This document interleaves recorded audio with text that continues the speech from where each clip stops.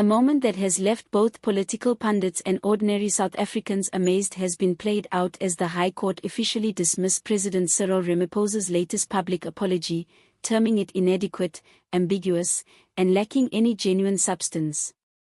In a move further adding to rising cynicism in the ANC government, the court has insisted on a clear report on how Ramaphosa plans to confront South Africa's deepening socio-economic and political crisis. This dismissal did not come easy. The president has endured a torrent of criticism for months now regarding his government's inability to address corruption, steer the economic slump, provide basic services, and administer justice.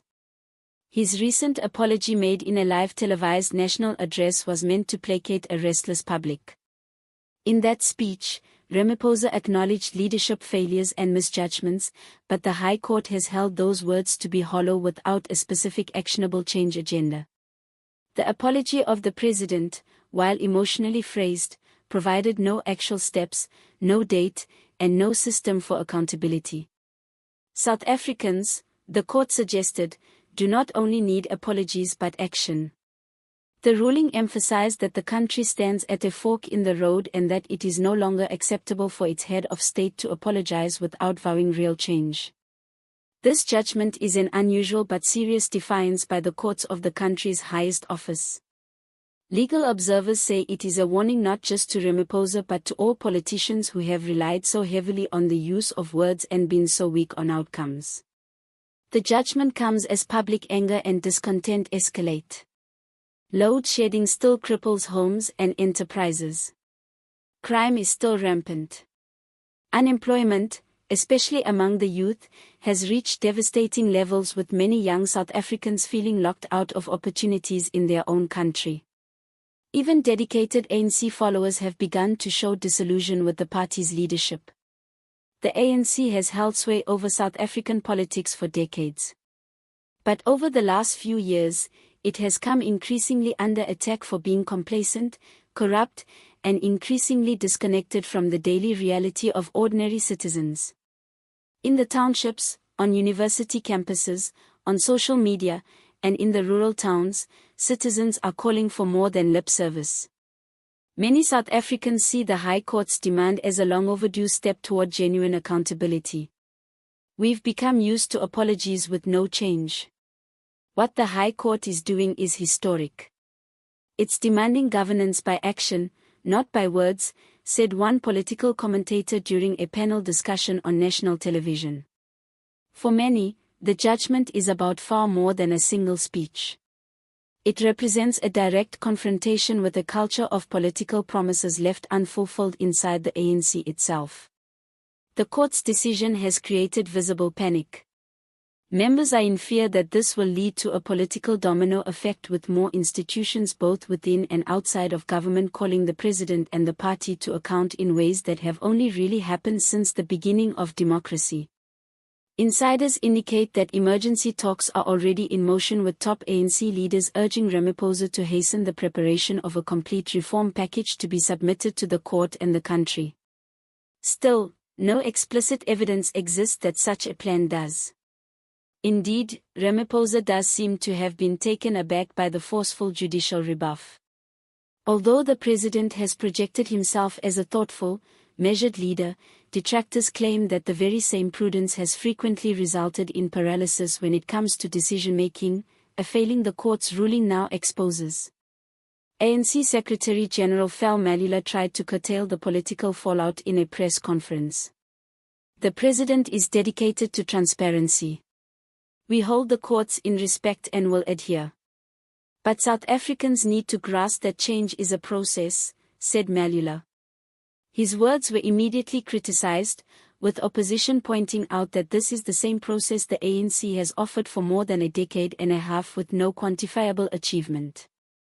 The High Court has now ordered President Ramaphosa to provide within 14 days a complete detailed plan for how his administration intends to approach corruption, economic disparities, young people's joblessness, and building confidence in state institutions. The strategy needs to have clear time frames, name departments or entities to be responsible for implementation, and mechanisms for public scrutiny.